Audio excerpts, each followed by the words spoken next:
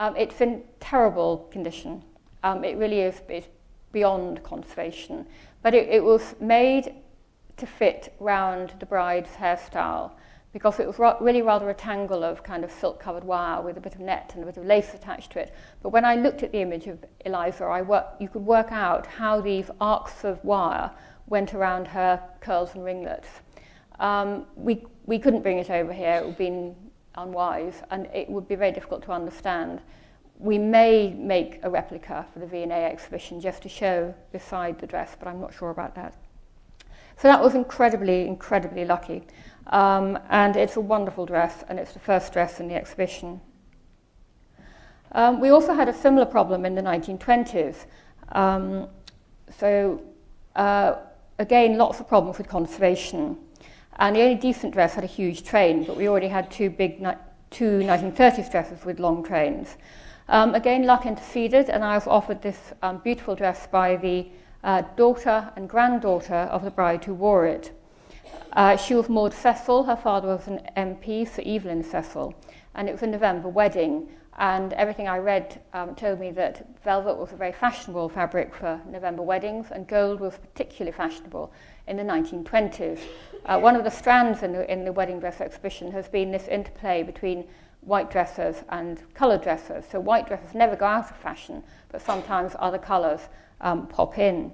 And this dress helped me to understand how these huge crowds of women gathered outside churches in the early 20th century. How did they know, I wondered? There was nothing on the radio, there was no television. And then I read the Daily Mail. On the 12th of November, it said, "I hear Miss Cecil has chosen the now popular scheme of shaded colours for her bridesmaids." And on the 14th of November, she was commended for selecting ring velvet, the most popular material of the season. And on the 18th of November, this picture of the bride and groom appeared in the newspaper. So you could see why anticipation was roused by the newspapers, just feeding little bits of information the whole time. And the photographs are very useful because they show us how the bride appeared at her wedding, and it enabled us to make a little replica lace front for her dress, which had disappeared. For the 1960s, we didn't have a mini dress. And so I knew this dress and coat were around. We hoped to buy them by private treaty, but weren't able to. But we bought them again at auction. And it's a great outfit, matching coat and dress, made by John Bates for Margaret Allen, who was a very kind of groovy young journalist at the time. She worked for Nova magazine and then did the Young Ideas column on British Vogue. And we're showing it alongside this wonderful maxi coat. And our 60s display in the exhibition is really strong. We had more 60s dresses than we really could have, but we have managed to get in mini dress, maxi coat, trouser suit, and a range of materials. For the contemporary period, we had to borrow things from very generous lenders. So we were able to borrow the absolutely stunning headdress made by Philip Tracy, who I gather had an exhibition in Wellington quite recently, and that was made for Nina Farnell Watson, and I think it's made from antique lace, and he says the way he works is that he's inspired by the pattern in antique lace, but it does remind me of headdresses from Thailand, and it's embellished with tiny drops of Swarovski crystals, so it really glitters. And the bride wore it with a Vivienne Westwood Bird of Paradise dress, a white dress, which is a huge dress, big volume. And she had a 12-metre long stiff veil, and the veil had Swarovski crystals scattered over it. So she looked incredibly dramatic. The Lanvin dress is quite a contrast. I wanted to have a short dress of the type worn for weddings on the beach or weddings at a register office, or even in church. You could wear a short dress these days in England. But it was a good dress because it was worn. It was very, very similar to a dress worn by Sarah Jessica Parker's character, Carrie, in Sex and the City, the movie. And that dress really inspired a debate on the internet. And I think it's very interesting how much information there is on the internet about wedding dresses. Lots of top 10 wedding dress sites, top 10 wedding film sites, etc. And this dress really sparked a lot of enthusiasm and interest. And one blogger commended it for turning the aging Carrie into a young girl. And but both all the designers whose work was featured in this scene in the film, they all started making dresses for commercial production based on those styles. And Vivienne Westwood was particularly successful at doing that. Now, quickly, I'm going to run you through some of the challenges of getting the dresses here. This is a wonderful dress worn by the society photographer Cecil Beaton's sister, Barbara Beaton, known as Baba, in 1934. The dress has no fastenings, so we had to pull it over the neck of the mannequin, which was agonizing, because we didn't know how much stretch there was in it. So we went for a smallish mannequin, and then it became very difficult to eliminate the creases. But we had to be sensible about it. We couldn't risk tearing it in any way at all, and it does look lovely on display. It's a very innovative dress, it's bias cut, it's absolutely up to date for the early 30s.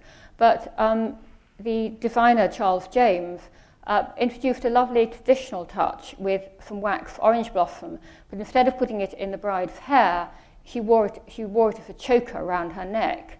We couldn't put wax against the fabric of the dress, so we had to build a tiny, almost invisible plastic mount and attach that to the mannequin's neck, and then attach the choker to that, so that it looked as if she was wearing it around her neck from a distance, but there was actually space between the wax and the fabric. This shows the back of the dress with a very fashionable and innovative divided train, which Charles James wasn't the first person to do it. Vionnet in Paris had done a dress with a divided train, and some other designers. But it also shows what the bride looked like on her wedding day, and you can see that the dress was fairly loose on her wedding day. And in the exhibition, you'll be able to see a film made by Pathé News of Barbara Beaton coming out of the church on the arm of her husband. And we're very lucky to have the dress. Her husband died tragically in the Second World War, not so long after the wedding. And I've spoken to her daughter on several occasions, and she said that her mother would never talk about her first marriage because she was so unhappy when her husband died. But she was really thrilled that the dress was going to go on display and on tour. This is Margaret Whigham's dress. Margaret Whigham and Barbara Beaton went to school together, and Barbara was one of Margaret Whigham's 9 bridesmaids. Margaret was a great society beauty. She was never out of the news. She loved the paparazzi. She loved the gossip columnists. People accused her of employing a publicist, but she denied this, but said that the gossip columnists were very helpful in creating and sustaining her image.